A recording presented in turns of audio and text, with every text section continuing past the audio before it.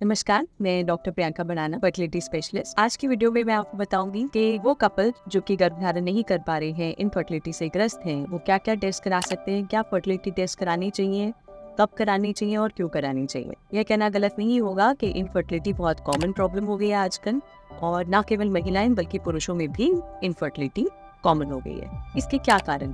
मुख्य कारण ये देखा गया है कि पुअर लाइफस्टाइल और unhealthy food, lack of exercise, lack of sleep, नींद समय पे ना लेना, पूरी ना लेना, के अलावा पोल्यूशन और बढ़ती उम्र मैरिजेस की, लेट मैरिज।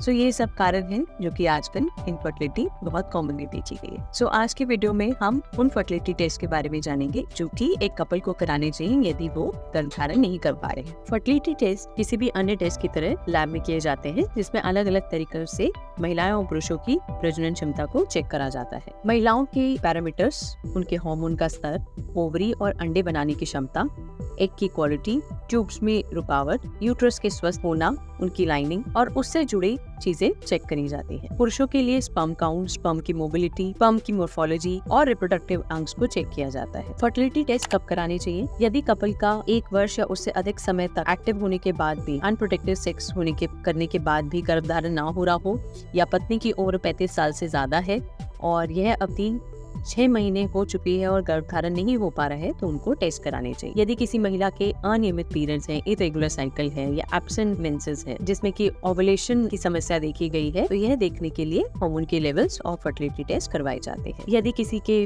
प्रीवियस प्रेगनेंसी में मल्टीपल लॉसेस है या अबॉर्शन की हिस्ट्री है, इसके अलावा पॉलीसिस्टिक ओवरी, एंडोमेट्रियोसिस या पुरुषों में मेल इनफर्टिलिटी के लक्षण होने पर भी टेस्ट कराने की सलाह दी जाती है। महिलाओं के टेस्ट, ओवेरियन रिजर्व टेस्ट जो कि FSH, AMH की जांच ब्लड द्वारा की जाती है। उसके अलावा ट्रांसवेजाइनल स्कैन, जिसमें कि यूट्रस और ओवरी की कोई एब्नॉर्मैलिटी और एंटर फॉलिकल काउंट चेक किया जाता है, जो कि महीने के दूसरे दिन करना होता है। फेलोपियन ट्यूब टेस्ट जो कि हिस्टोसाल्पिंगोग्राफी, सोनोसाल्पिंगोग्राफी या फिर डायग्नोस्टिक हिस्टोलैप्रोस्कोपी द्वारा की जाती है। हार्मोन की टेस्ट जिसमें से कि FSH, LH, estradiol, prolactin and thyroid hormone important test है। उसके अलावा पर स्पेकुलम एग्जामिनेशन पे वजाइनल इन्फेक्शन या पैप स्मीयर द्वारा उनकी सेलुलैरिटी चेक की जाती है। पुरुषों के टेस्ट, सीमन एनालिसिस जिसमें कि स्पर्म काउंट, मोबिलिटी, मॉर्फोलॉजी और अन्य पैरामीटर भी चेक किए जाते हैं। पुरुषों के हार्मोन की टेस्टिंग जैसे कि testicular hormone, follicular stimulating hormone, LH and prolactin. किसी कपल में जेनेटिक टेस्टिंग भी करी जाती है क्रोमोसोमल डिसऑर्डर असेस करने के लिए।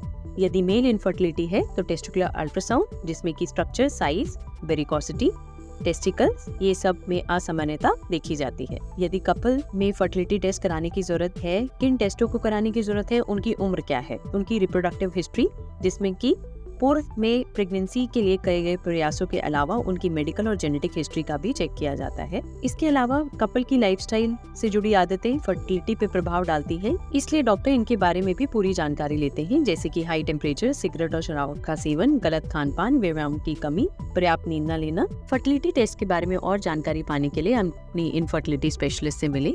यदि ये वीडियो लाइक करते हैं तो प्लीज इस चैनल को सब्सक्राइब करें। धन्यवाद।